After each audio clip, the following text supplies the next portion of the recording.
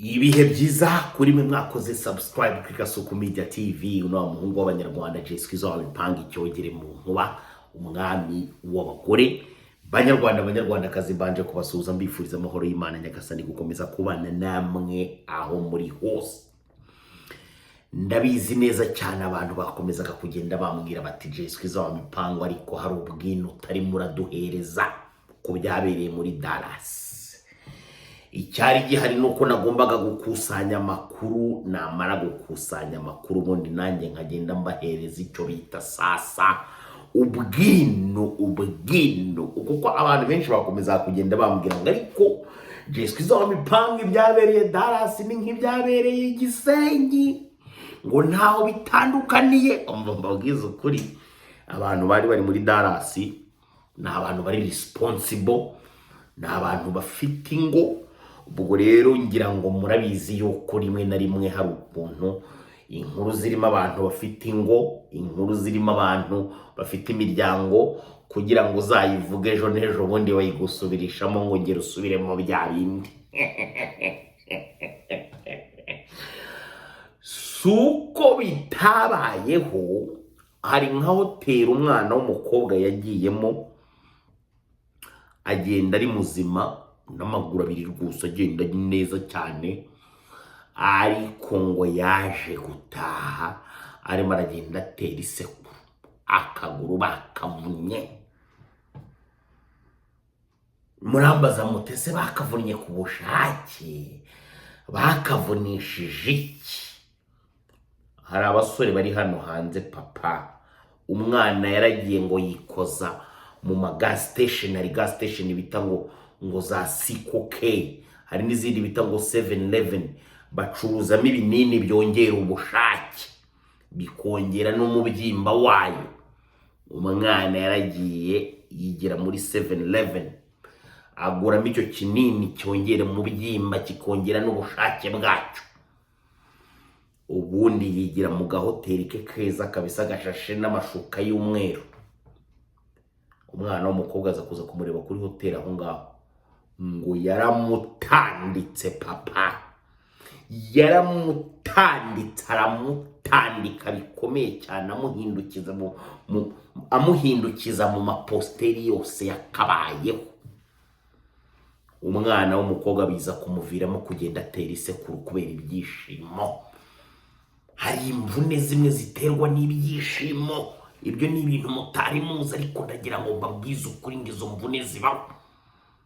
Abasanzwe bakora mwene ibyo bintu mu buryo buri rough barabizi.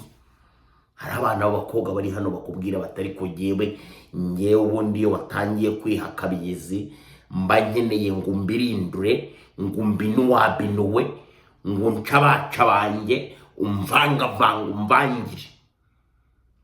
Noneho nko muri Leta Zunze Ubumwe za Amerika, bitewe n'ukuntu abantu baho baba bareba filime z'urukozasoni nyinshi, ngo hari izindi posteri mwebwe mutazi zisigaye zaradutse.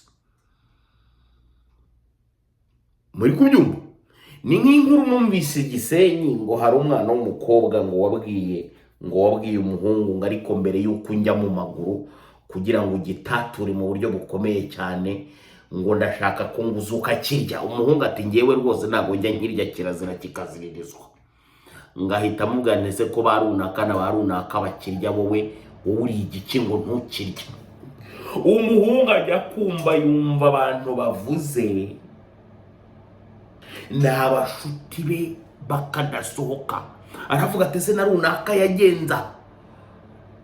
Ndumva abana b'abakobwa duhura nabo, ntukagire ngo ni wowe wenyine ucayo. Inzira ni nyabagendwa, ahubwo gira ukwigendamo, papa.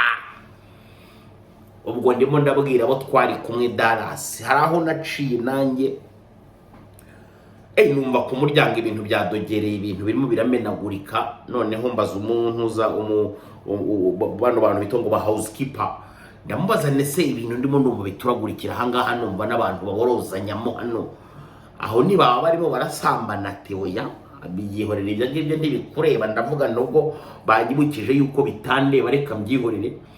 ariko none numva urusaku rukomeje kuba rwinshi, numva noneho hari ibintu birimo birataragurika nk'injugu, baba barambwiye ati ako ni akabuno. Ubundi umwana iyo yamaze kugera ku ka kabiri ngo hari igenga gituritse kikajya kivuga nk'injugu zirimo zirataragurika, ndavuga ni mwuka byaramwe. Ibyo bintu uko njye nari ntarabyumva, ni ubwa mbere nari numvise ko ngakabuno abana bagakubita kagataruka nk'injugu. Nahise mvuga nti ibi ngibi si ibyanjye, ariko nagiye ahantu mu kabari nanone kandi hamwe mwabonye narimo ndaciringira abahungu bamaze kubinjajwa. Mwe muravuga ngo Kimenyi Yves niyo uvuga gusa, hano hanze hari abahungu bamaze kubinjajwa burundu. Umwana w'umuhungu yaragiye akoranya abandi bahungu bagera muri 6 barimo baranywa inzoga, bose bavumbye. Ewe datawe akajya basobanura uburyo umukobwa runaka yarayarongoye muri iryo joro ngatanyara, undi nawe agongera akazana story nawe akavuga ibyo undi nawe aherutse guhura nawe ngutanyara. Ariko muri bose icyo mpfa gusa nuko nta numwe wavuze ngo bakunda n'abarenya, sinzi niba nabo batakundwa. Ndakubwiza ukuri ati n'abakecuru muri Dallas wabageragaho ukabona rwose bafite ubushake kandi bukomeye cyane.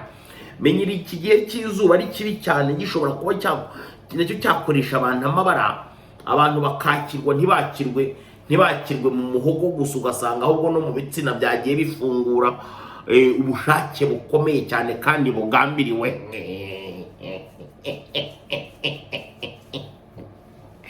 Ngo hari ubushake bwiza na butagambiriwe, hari n'ubundi bushake ngo bubu bushake bukabije cyane ku buryo rwose utarebye neza wenda ngo ubone umuntu ukumara ubwo bushake ngo ushobora no kuba wakiyahura. Biriya ngo muri bimwe mu bintu bishobora kuba byatuma umuntu yiyahura ngo n'ubushake bubamo. Ariko tukongera tukibaza ndetse kuki abantu batagira ubushake bw'Imana ahubwo abantu bakagira ubushake bw'ubusambanyi. Nabyo ni ibintu maze iminsi nibaza cyane, kandi ndavuga ni umunsi nakoze ikiganiro nzabizanamo.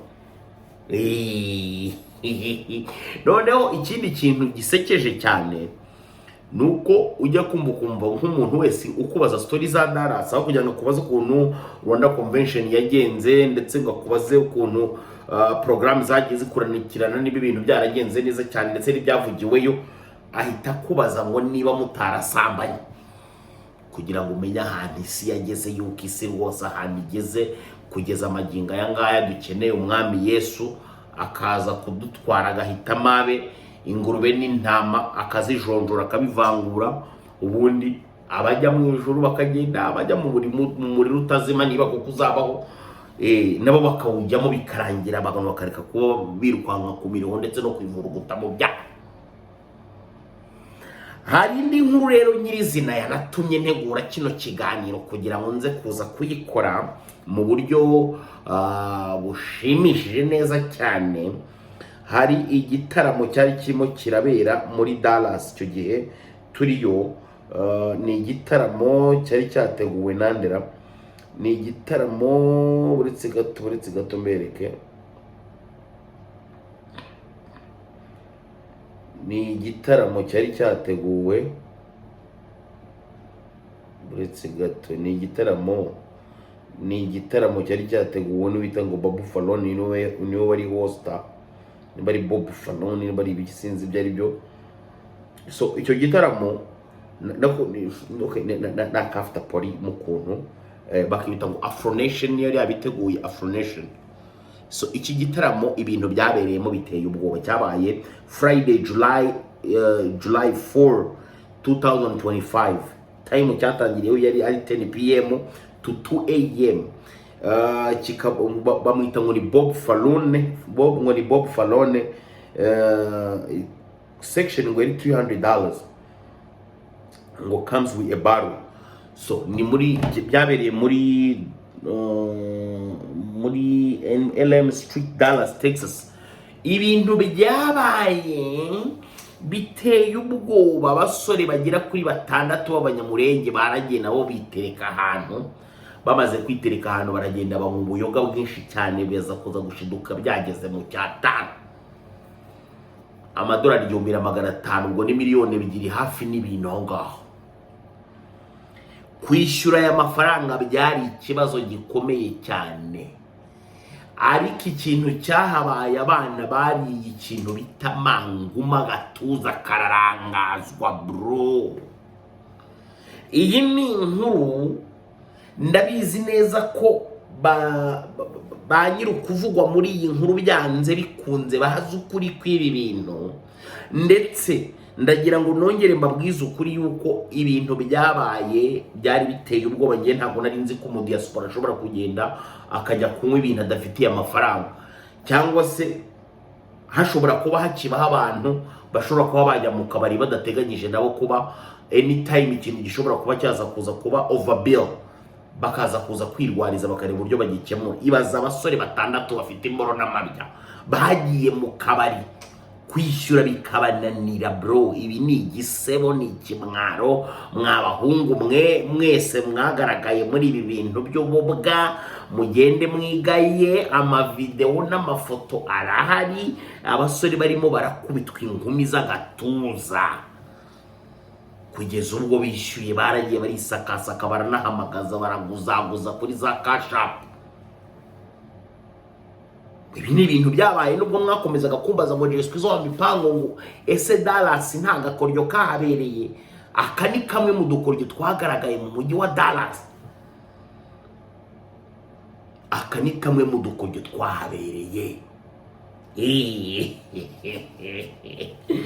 Ikindi rero ngira ngo mbabwire mwabantu mwe, ibitaramo byagiye biba ndetse n'ibindi bintu byagiye bigaragara muri Dallas, byagiye biba byiza cyane. Ariko nanone kandi ikintu kimwe nababwira, umugabo bita Coach Gael akwiye guhabwa indabo ze. Iyo ataza kuba Coach Gael ngo hagoboke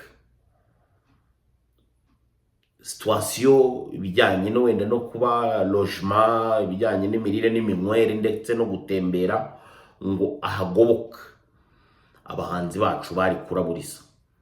Ibi bintu rwose nimushake muzabibaza umuntu bita The Ben, ukuri kw'ibi bintu arakuzi, ndetse n'abandi bantu bose bari ozalantour barabizi. Umugabo bita Coach Gael, tutitaye wenda kuba hari inkuru mwagiye mwumva ngo 155 ndetse n'umuntu bita Element ngo ariko umuntu bita Coach Gael yakoze ibishoboka byose mu kugarda icyo bita l'honorité. Ijambo l'honorité ni honneur. Nanjye kuvuga ibindi ngo l'honnêteté nibyo kuba honnête, ubwo nivuga l'honorité. Abantu bazi igifaransa nimwe muza kuza kubyumva, cyangwa se muze no kuza kunkosora niba hari aho nakoze amakosa, ariko gusa nashatse kuvuga ibijyanye na honneur, cyangwa se honneur ni ukuvuga ngo icyubahiro, cyangwa se wenda kuba umuntu yahabwa agaciro kakwiye. Nibyo nashatse kuvuga. Nimba navuze amakosa mu ndimi ntazi, ntabwo narufukiye. Ni ibintu nize, niba mwarimu yarambeshye ubwo yaramaze. Ariko mubyumve neza ko umugabo bita Coach Gael akwiye indabo. Mugani namaze kumva muri no minsi abantu bagenda bavuga ngo hari abantu bakeneye guhabwa indabo zabo bakiriho. Umugabo bita Coach Gael ni uwo kuzihabwa hakiri kare. Aba bana b'abahungu irungu ryari kubicira mu mahoteli yabo bikomeye cyane. Ubwo singira ngo ninshire mu membre organisateur n'ibiki byose, ariko ndagira ngo babwire nti rwose umugabo bita Coach Gael yarahagobotse, yarahabaye. Icyo cyo rwose mukimenye. No kugeza maginga aya ngaya ubu nakoreye kino kiganiro, umugabo bita Coach Gael niwe ukiri ansharije yabo bana. Buri ikintu kimwe gikunze kubaho nk'abahanzi bakunze kujya muri diaspora, cyangwa se bakunze kujya kuririmba mu bihugu byo hanze, bakunda guhura n'ikibazo cy'uko ushobora kugerayo, wamara kugerayo bakubeshya ko barimo baragutreatinga mu buryo bwiza, ariko ugasanga biragenda bigutakariza agaciro. Ugasanga wowe batangiye kukujyana mu bintu bidatuma ugaragara nk'umuhanzi, ahubwo ukagaragara n'ubundi nk'umuntu uri aho ngaho w'ikirimarima, just kiri aho ngaho. Ugasanga batangiye kukujyana mu ngo z'abantu, wamara kugera mu ngo z'abantu, abo bantu nabo bagatangira guhamagara abashuti babo kugira ngo babemeze, wenda ngo turi kumwe na Element, turi kumwe na Kevin Kade, turi kumwe na The Ben, turi kumwe na runaka. Noneho wowe w'umuhanzi iyo uhageze ikintu kikubaho urumirwa bro, urumirwa. Umuntu ashobora no kuza agahita afata gutya agasnap bisanzwe akavuga ati ngo ngano no ndirimbira ngo ya ndirimbo, ngo ndirimbira ya ndirimbo, ngo ya ndirimbo yawe, akagufata nk'inzanga. Cyangwa se umuntu ngo madamu wanjye aragukunda cyane ngo gira ngo muririmbire, ngo gira ngo muririmbire, utangiye gutanga show zitari ngombwa. Ngewe rero buri ikintu cya mbere giye kibaho, ndo umwe mu bantu batajya baresista kuri icyo kintu. Iyo uje ukambwira ngo Jesquizo wa mipango ngo nsubiriramo ngo ya nkuru ngo wigize kuvuga ngo urya na gutya, bitabwa nijya kwibwira nyoko. Cyangwa se hari n'undi muntu ugiye wigize kuza w'ikigoryi araza arambwira ngo Jesquizo wa mipango ngo madamu ngo akeneye ngo kumusekera ngo yanseko ngo ujye useka. Mugana agace gashino kanya gutyo direct niko kuko uwansuzuguye kameme, uwansuzuguye. Niba duhuye ntago tuziranye muvandemwe, ntago nta n'ubwo bwa mbere tubonanye, reka kuza kumfatiraho furi zawe mu mwanya. Laisse-moi tranquille, niba uje kunsuza nta kibazo, niba uje kunzana ifoto nta kibazo, twifotozanye, ariko winzanaho ibintu by'ubusanga. So abantu benshi rero bakunze gukora amakosa iyo batumiye nk'abahanzi, bagatangira kugenda babazengurutsa mu mazu y'abantu, bakagenda bazengurutsa mu mazu y'abantu. Ubundi umuhanzi yagakwiye kuba mu gihe agiye kuririmba hanze sava, kuko nawe ni umuntu abakeneye kujya kuenjoyinga, akanareba no hanze ukuntu hameze. Niba munamujyanye club ariko kumeza umuprotecting nk'umuhanzi. Ibyo rero nibyo umugabo bita Coach Gael yakoze. Abahanzi bacu rwose aka kantu mbabwiye mukamenye kandi ndakabarabuye, ntago mwagakwiye kujya mugenda aho mugenda hose ngo batangire bagende babajyana mu mazu y'abantu kujya kurya amasombe n'ibintu by'ubugari, maze bakajya bagufatira amavideo ku masombe n'ibintu by'ibibakure bikuri imbere mu maso. Noneho bakajya banakubwira ngo ririmbira ngo abantu bari aho ngaho, kubera indyo y'abandi urimo urarya n'ibintu by'ibibakure n'ibisorori biguteretse imbere, ushiduka watangiye kuririmba injyamukanwa mugani w'abarundi. Ukajya kumva n'abantu bo hanze shabaranamenyera buriya. Hari n'igihe umuntu ashobora guhamagara ari mu musarane ngo ngwino ngo witabe ngo uyu muntu ngo aragukunda cyane ngo ngwino ngo umurebe. Kubadida. Abantu bo hanze baramenyera cyane. Hari n'igihe umuntu aba yicaye aho yicaye agakubura undi nk'ari agatavuga ngo runango ngo ngwino hano akaguhamagara we ntago yagusanga, ariko araguhamagaye kubera agasuzuguro ngo ngwino hano. Ngewe akenshi na kenshi ndeba ubivuze uwo ari we, ndabanza nkareba hari ukuntu nsuzuguramo ukuntu iyo mbonye ko ushobora kuba ugaragara nk'agakene, uri nk'agatindi, noneho n'imyaka yawe ikaba mbona iri aho ngaho, ushobora kumamagara ngahita ngutuka direct. Ntago nyaninzamo ngewe ngo ndagohereza ngo nyire gute, no mpita nkuraburiza ku kanya. Abantu bo hanze aba diaspora baramenyera bikomeye. Niyo mpamvu rero abahanzi musigaye mujya kuririmba hanze, dore ko ubungu amarembo yarafungutse, abantu basigaye bajya kuririmba hanze uko bwije n'uko bukeye. Jya umenya kwiprotectinga mu buryo bukomeye cyane. So umugabo bita Coach Gael, much respect à lui, yakoze ibishoboka byose ngo abana babarye show, benjoyinge, bahure n'abantu, ariko ntibahure n'abantu ngo basuzugure. So yabashyiriyeho protection ishoboka kugira ngo bataza kuza kuraburiza. Ariko iyo Gael aza kuba adahari, aba bana ntibari kubona show, ntibari gusohoka wenda ngo banishime babone ukuntu Amerika bimeze. Ibyo ndi kuvuga niko kuri. Ngamubwira undi muntu wari kubibakorera se.